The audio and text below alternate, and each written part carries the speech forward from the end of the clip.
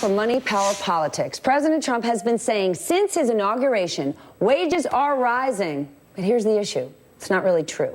Those in production and non-supervisory roles, the American worker, average blue-collar workers, saw their real hourly wage drop 0.2% from June 2017 to June 2018. And in other sectors, wage stagnation, that means it's not moving, has been an issue for decades. Since the early 70s, hourly wages received by a typical worker have barely risen, growing just 0.2% per year. And get this, more than half of income gains from 2009 to 2015 went to the wealthiest 1% of Americans, creating a wider inequality gap than we have ever seen before. Joining me now to break it down, Brendan Greeley, the new U.S. editor with the Financial Times Alphaville.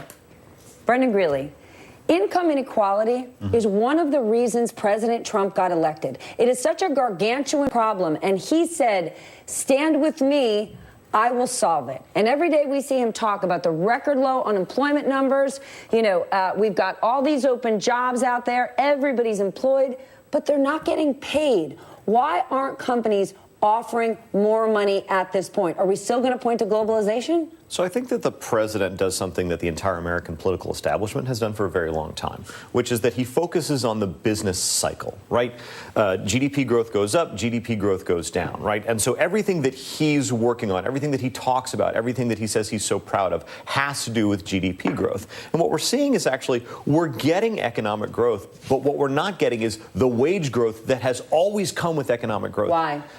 So this is the problem. It has nothing to do with a business cycle. It has everything to do with what economists call structural problems. So since the 1980s, we've handled companies differently. We've allowed them to get larger. And and so we changed the standard by which we examine corporate mergers, right? All we have cared about really since the 1980s is, can they indicate that they will lower prices?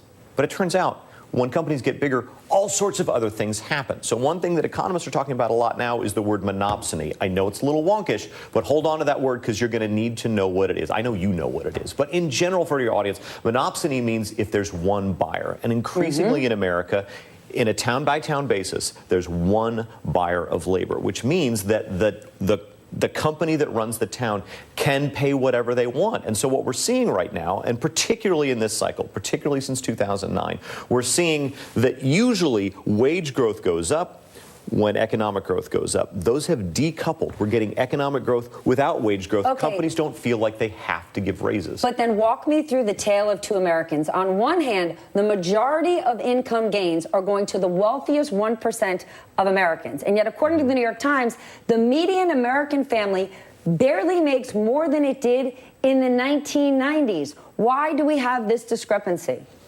I mean, it's hard to talk about this without sounding like Karl Marx, Steph. Because this is what turns us into the third world and the haves and the have-nots. So I think one thing that we've been seeing, and again, it's important to say that we cannot lay this at Donald Trump's feet. This is a much longer issue that we've been talking about. But again, since the early 80s, the share of national income that goes to labor has been steadily dropping. Right? It used to be, I think... It's not Donald Trump's fault. No. The issue is that Donald Trump said, I'm going to be the guy who solves it. He gave a massive corporate tax cut. And in giving that corporate tax cut, loads of social programs will go away. And the promise was that tax cut is going to trickle its way down. And you and I both covered this. Yeah.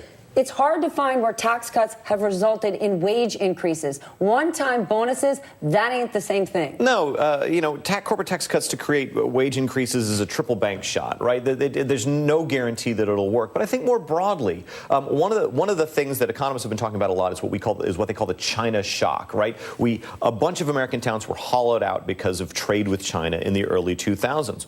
What interests me is we're focusing right now on trade with China. Can we get China to change behavior? Can we threaten China with tariffs? We never talk about why were we susceptible to this? Why was this country completely unable to figure out how to help towns that had lost an industry find a new industry? Why were we completely unable to help workers who move? Why were we completely unable to help people who were too old to be retrained and had lost their job? We were completely unprepared for this. That was what gave rise to the forgotten American who a year and a half ago said, I'm not going to take it, and they stood up and voted, and now what's being done for them? So all I can do is sit here and agree with you and say all of those things that we were unable to handle over the course of the early 2000s, we're not doing anything about them now. We're just talking about China as if this is exclusively China's fault.